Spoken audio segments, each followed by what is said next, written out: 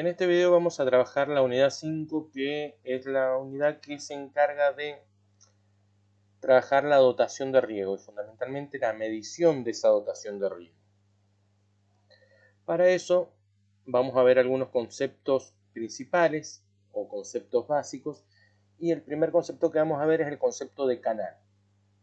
La bibliografía nos dice que un canal es un cauce de gran desarrollo,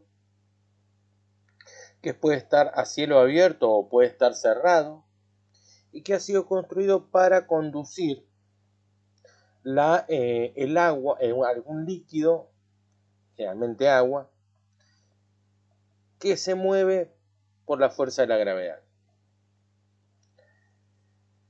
Tenemos muchos tipos de canales.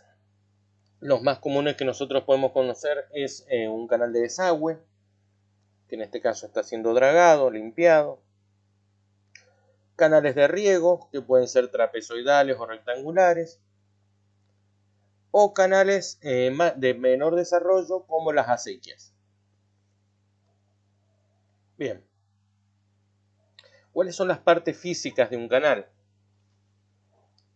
Las partes físicas de un canal se dividen en tres, que son la traza, que la traza es el recorrido que hace el canal, tanto en su expresión longitudinal como en su expresión transversal. La sección, que es el corte transversal del canal, también se llama sección hidráulica, que es cómo se vería el canal si yo si hiciera un corte del canal y me parara enfrente de ese corte. Y también en un canal encontramos obras de arte, que son obras que ayudan al manejo y circulación del agua que corre por ese canal. En este caso lo que vemos es una compuerta. Otras obras de arte pueden ser un sifón, un derivador, una punta de diamante, un desarenador como el desarenador de la olla en Red del Padre. Y a todo eso se le denomina obras de arte. ¿Cuáles son los elementos técnicos por los que se describe un canal? Un canal se describe a partir de su caudal. Ya vamos a ver más en próximas filminas que es un canal, pero el caudal es la cantidad de agua que pasa por un determinado punto del canal por unidad de área y por unidad de tiempo. El coeficiente de rugosidad, que está relacionado con de qué forma o con qué material están construidas las paredes de ese canal y qué resistencia presentan las paredes de ese canal al pasaje del agua. La pendiente, que es la inclinación del canal y que hace que el agua se mueva, porque si el canal no tuviese inclinación, el agua no se movería. El número Z, que es la relación de talud, la inclinación de las paredes. El tirante del canal o altura del canal, que es la máxima distancia vertical entre el fondo del canal y el pelo de agua o superficie libre de agua, es decir, el límite donde llega el agua. Realmente es la altura del canal. La velocidad media a la que corre o se mueve el agua en ese canal. La sección hidráulica, que la veíamos recién. Y el perímetro mojado, que es el contorno en metros del canal. Mojado, por supuesto, que toca la corriente. Si tenemos que ver las medidas de un canal o qué magnitudes puedo medir en un canal, me encuentro que las principales son la banquina, que es el valor que toma el borde del canal. Después tengo una base mayor y una base de fondo. La base mayor es la distancia entre los dos puntos más alejados del canal, en forma perpendicular, por supuesto. La base menor la base de fondo es la base del fondo del canal, en la medida de la base del fondo del canal. La base superior es la medida entre los dos puntos a la altura en que ha llegado el agua o por la que corre el agua. Y tenemos otros valores como el tirante,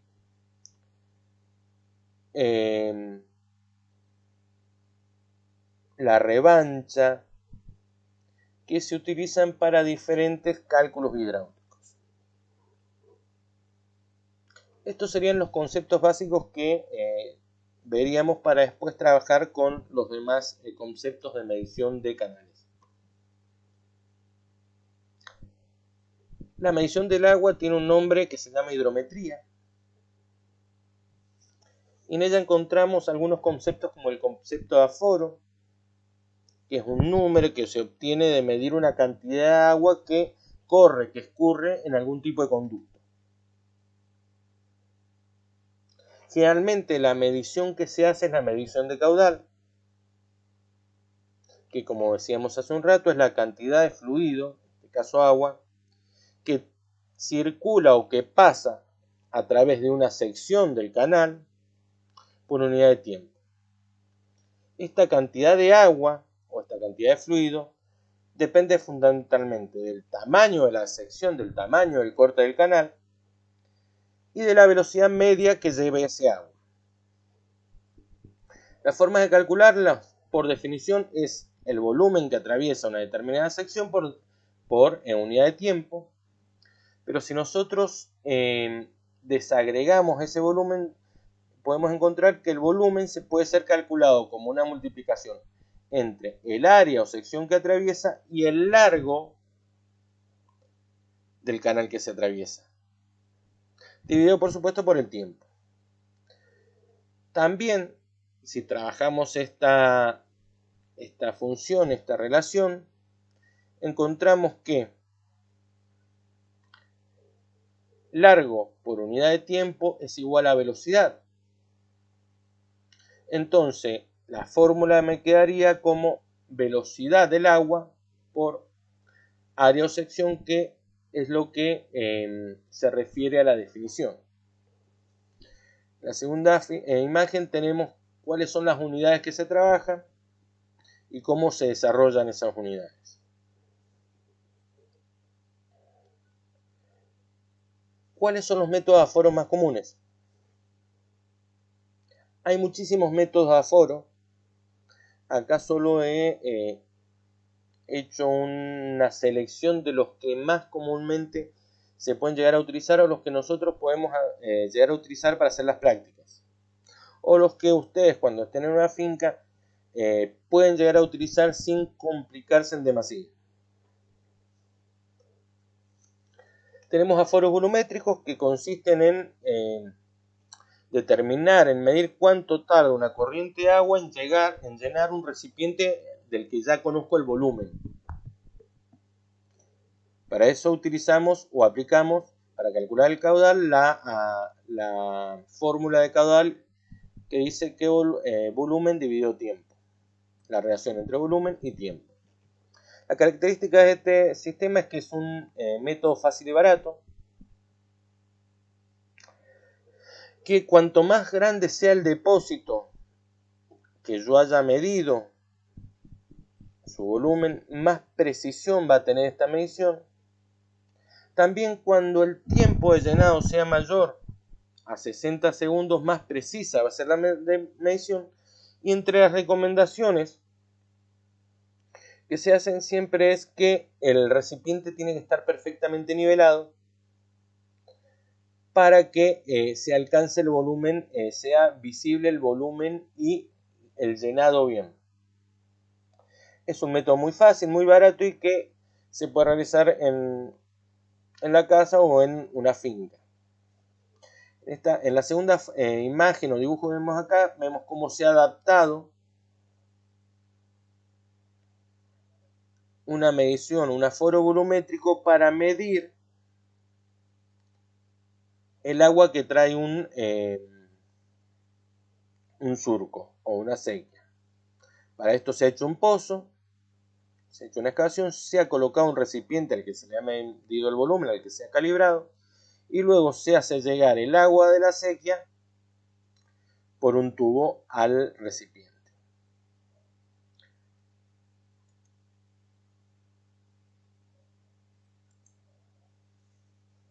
Cuando tenemos cañerías, también muchas veces necesitamos medir el volumen, y más en los casos en que yo estoy trabajando con riego por goteo o riego por aspersión, en que el agua se trabaja o se lleva, se conduce a través de cañerías. En este caso, para estos sistemas se utilizan el aforo en cañerías llenas o en cañerías que están parcialmente llenas. Puedo hacer aforos de cañerías horizontales o aforos de cañerías verticales en el caso de surgentes. En el caso de aforo de cañerías horizontales totalmente llenas o de cañerías verticales, la fórmula que se utiliza de caudal es velocidad por área o velocidad por sección.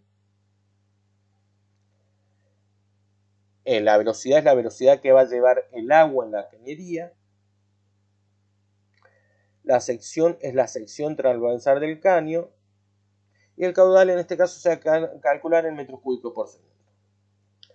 Cuando yo tengo un caño que no está totalmente lleno, a este cálculo de caudal lo tengo que afectar por un factor de corrección que ya ven.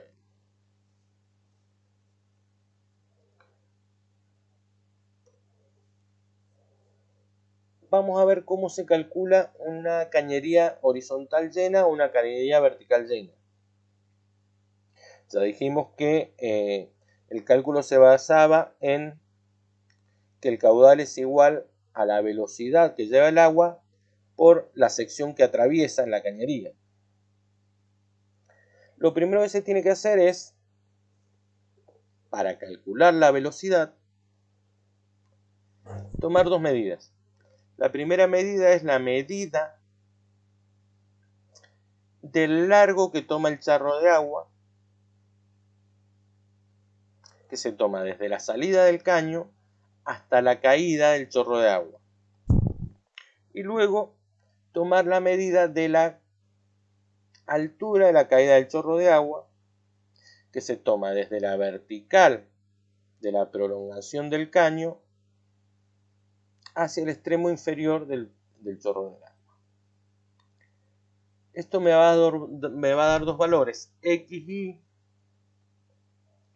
y yo los voy a integrar en una fórmula que es igual a la raíz de cuadrada de g por x al cuadrado dividido 2 por y. ¿Qué es g? G es una constante y es la aceleración de la gravedad, que es, su valor es constante y es de 9,821 o 9,8 metros por segundo al cuadrado. Teniendo estos dos valores y conociendo el valor de g, que es una constante, yo puedo calcular la velocidad y ya tengo uno de los componentes de la fórmula. El segundo componente de la fórmula es la sección de la cañería. Como es un cilindro, la sección de la cañería se calcula como 3,1416 pi por el diámetro de la cañería al cuadrado. Para los que nunca recuerden lo que es el diámetro es la distancia entre los dos puntos opuestos de un círculo. Y esto dividido todo por 4.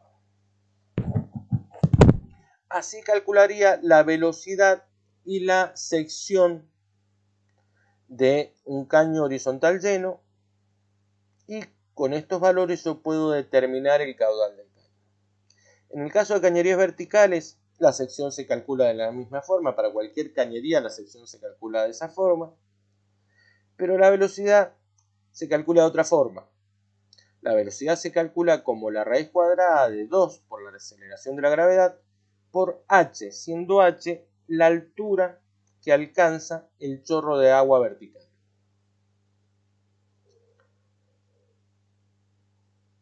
En el caso de cañerías horizontales que no están totalmente llenas, Como les decía, lo que se aplica es un factor de corrección D minúscula sobre D mayúscula, siendo D minúscula la luz que queda entre el contenido de agua que corre por el caño y la pared del caño, y D minúscula la altura o el diámetro total del caño. En cuanto a velocidad, se utiliza lo mismo que para las cañerías llenas, y en cuanto a sección también se utiliza la misma fórmula. Se hace el cálculo y luego se aplica el factor de corrección multiplicándolo por el resultado del cálculo, y eso me dará el valor de caudal. Vamos a ver un ejemplo de un cálculo de una cañería horizontal llena. El cálculo, que también lo tienen los apuntes, dice que calcular el caudal que circula por un caño de 10 centímetros de diámetro completamente lleno, si X es igual a 32,4 centímetros e Y es igual a 25,5 centímetros. Primero de todo, les recuerdo que siempre tenemos que trabajar con las mismas unidades, y como la aceleración de la gravedad está expresada en metro, vamos a tener que pasar todas las unidades a metro. Lo primero que hago es calcular la sección, 3,1416 por el diámetro al cuadrado, 0.10 metros al cuadrado, dividido 4. Eso me da 0,0078 metros cuadrados. Lo segundo que tengo que hacer para tener el otro factor de la fórmula es calcular la velocidad. En este caso es la raíz cuadrada de 9,81 metros por segundo al cuadrado por el valor de X, expresado en metros al cuadrado, dividido 2 por el valor de Y. Y todo eso debajo de la raíz cuadrada, lo que me da un valor de 1,421 metros por segundo. Me da una velocidad. Ahora, cuando yo quiero calcular el caudal, tengo que multiplicar la sección por la velocidad, dándome un valor de 0.0112 metros cúbicos por segundo. Pero muchas veces yo quiero saberlo en valores más reales, más tangibles, quiero saberlo en litros por segundo. Si lo quiero saber en litros por segundo, pasar de metros cúbicos por segundo a litros por segundo, solamente tengo que correr 3 veces la coma. Y me quedaría 11,2 litros por segundo. Bien. Vamos ahora a ver aforos que utilizan estructuras aforadas, estructuras que permiten medir la cantidad de agua. Entre esos tenemos los aforos en compuerta, que son un tipo especial de los aforos de orificio, que lo incluí en este video porque nosotros tenemos compuertas en la finca, entonces podemos utilizarlas para aforar el agua. Aforos con vertederos, que son estructuras de caída de agua que me permiten determinar también el caudal. No está explicado en el apunte ni en este video porque no es común utilizarlo, solamente organismos muy técnicos los utilizan. Y aforos por sección y velocidad, en que lo que se hace es medir la velocidad con algún artilugio. En este caso, acá lo que vemos es una persona utilizando un molinete para medir la velocidad, o si no, con un flotador que recorre determinada porción del canal. Bien, aforos en compuertas. También utilizamos la fórmula de caudal igual a velocidad por área o por sección. como dije recién, es un caso particular del aforo por orificios. Algo importante es que para usarlo se tiene que disponer de compuertas en buen estado de chapa, no de madera, porque necesitamos que no tenga filtraciones esa compuerta. El objetivo nuestro es determinar la velocidad con la que va a atravesar el agua la compuerta. Y en este caso la velocidad va a depender de la carga o altura de agua, en este caso H1, que actúe sobre la abertura, sobre el orificio de la compuerta. Mientras más carga o altura de agua, más velocidad va a tener ese agua. O con más velocidad va a atravesar ese orificio del agua. En el caso de compuerta, de trabajar con compuerta, tenemos dos casos bien específicos. Con compuertas que trabajan libres o compuertas que trabajan sumergidas. Las compuertas que trabajan libres son aquellas compuertas, pues se da el caso en que el pelo de agua, luego de atravesada la compuerta, está por debajo del orificio de la compuerta, por debajo del nivel del piso de la compuerta. Las compuertas que trabajan sumergidas, el pelo del agua, luego de la compuerta, está por encima del orificio de la compuerta. En el caso de compuertas que trabajan libre, la carga, el H, se calcula como a una determinada distancia de la compuerta se coloca una regla haciendo coincidir el 0 con la base con el piso del canal. A una determinada distancia, ¿cuál es esa distancia? Una distancia en que ya no haya turbulencias, porque a medida que el agua se va acercando a la compuerta, se va poniendo más turbulenta el agua y es más difícil medir. Entonces se toma una distancia en que el agua esté calma. Se mide la altura del pelo del agua, la altura hasta la superficie del agua, y eso constituye la medida H1. También se mide el tamaño o la altura del orificio por el que pasa el agua a la compuerta y se lo divide por 2. ¿Cómo determino H? H lo determino restándole a H1, que lo medí con la regla, A dividido 2, es decir, la altura del orificio dividido 2. Y ahí ya determiné la carga de esa compuerta.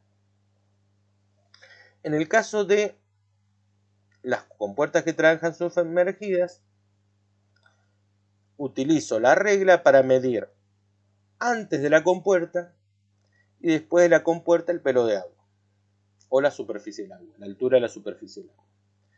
Y luego resto H1 menos H2 y eso me va a dar la carga de la compuerta. Luego de que he calculado los H, yo tengo que la fórmula para calcular velocidad es igual a la raíz cuadrada de 2 por la aceleración de la gravedad por la carga de la compuerta. ¿Qué pasa acá?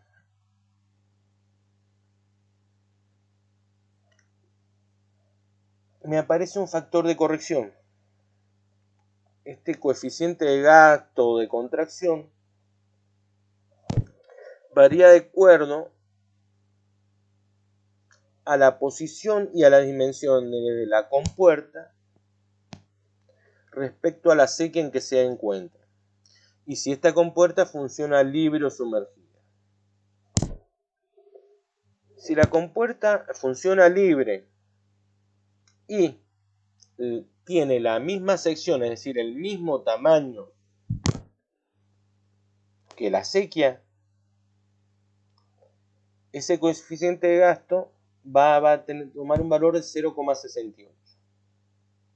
Si la compuerta trabaja libre, pero la sección, el tamaño de la compuerta es menor que el tamaño de la acequia, se va a reducir a 0,65. En el caso de que trabaje sumergida la compuerta y que tenga la misma sección, va a tomar un valor de 0,73. Y si tiene la compuerta una sección menor y trabaja sumergida, va a tomar un valor de 0,65. Conociendo este valor del coeficiente de gasto y conociendo la carga de la compuerta, yo puedo determinar el valor de B. Vamos a ver un ejemplo.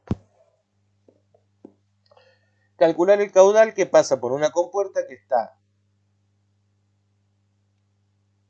10 centímetros abierta y que tiene un ancho de 50 centímetros. La carga de la compuerta es de 20 centímetros y su suceso coeficiente de gasto o de contracción es de 0,65. Bien, como ustedes ven, todo se transforma en metros para conservar las unidades. Voy a utilizar la fórmula de caudal igual a velocidad por sección. Entonces, para calcular la velocidad, es igual al factor de corrección o al factor de contracción por la raíz cuadrada de 2 por la aceleración de la gravedad por la carga. Eso me da un valor de 1,29 metros por segundo de velocidad. La sección en este caso es fácil calcularla porque la abertura de la compuerta es un rectángulo. La base del rectángulo es el ancho, que es 50 centímetros, 0,5 metros. Y la altura del orificio es 10 centímetros, 0,10 metros, que es lo que está abierta esa compuerta. Multiplicando A por B, puedo determinar la sección de la compuerta, que es 0,05 metros cuadrados. Entonces, ya sabiendo la velocidad y la sección, puedo calcular el caudal, que en este caso es de 64,5 litros por segundo. Bien, ya vimos aforos por compuertas. Y ahora vamos a pasar a ver aforos por sección y velocidad. Los aforos por sección y velocidad generalmente se utilizan para aforar cursos de agua que varían en su magnitud, como ríos, arroyos, y que no es homogéneo la sección. Por lo que, para determinar la sección, se tienen que marcar los límites del contorno del curso de agua.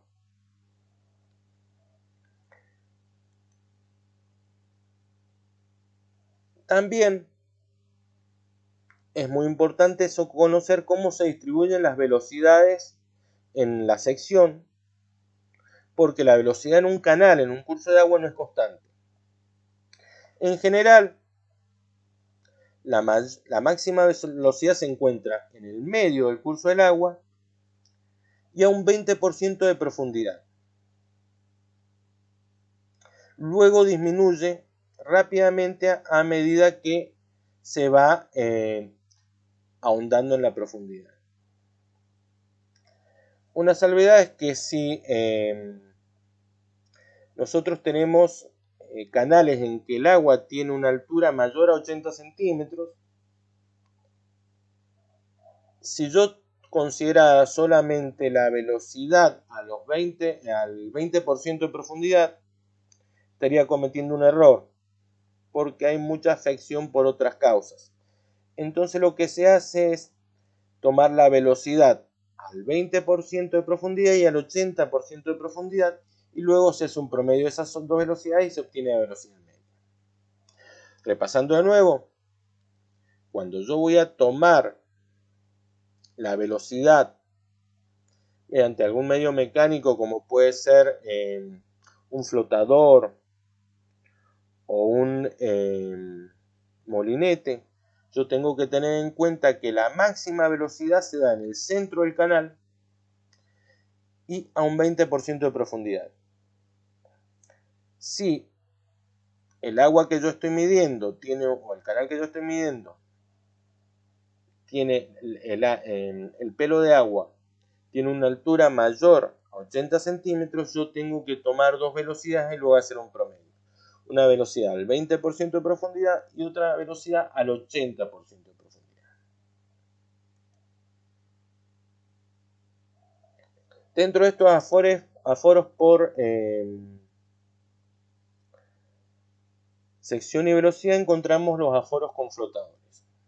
¿En qué consisten los aforos con flotadores? Consiste en arrojar un elemento que flote en el agua y tomar el tiempo en que tarda en recorrer una determinada longitud del canal. Lo que se hace es utilizar varios flotadores que se largan un poco antes del punto cero, donde yo comienzo a tomar el tiempo,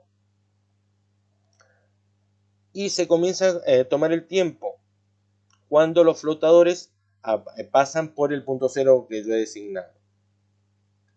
Luego, ¿cuál de esas velocidades, de cuál flotador, la velocidad de cuál flotador elijo? Para minimizar errores se elige la velocidad del flotador que tardó menos en llegar al punto fijado como final. Esta velocidad se afecta o se multiplica por un coeficiente para determinar la velocidad media de la sección, y el caudal se calcula multiplicando la velocidad media por la sección medida en la mitad del trayecto del flotador, quedándome caudal entonces conformado por la multiplicación de la velocidad máxima superficial medida con el flotador por un coeficiente de corrección por la sección media que yo he determinado en la mitad del recorrido del flotador. La otra forma que se utiliza de afores por sección y velocidad es el aforo con molinetes. El aforo con molinete consiste de un elemento electrónico mecánico que tiene la particularidad de que gira y va transmitiendo las vueltas en que va girando, y mediante un mecanismo se puede determinar la velocidad. Estos elementos los tiene el Departamento General de Irrigación, y en el caso de las prácticas profesionalizantes vamos a ver si podemos hacer algún ensayo con un molinete. Es un método rápido que no requiere mucho tiempo ni mucha experticia, sino un pequeño entrenamiento. Bueno, con esto terminaría, chicos, los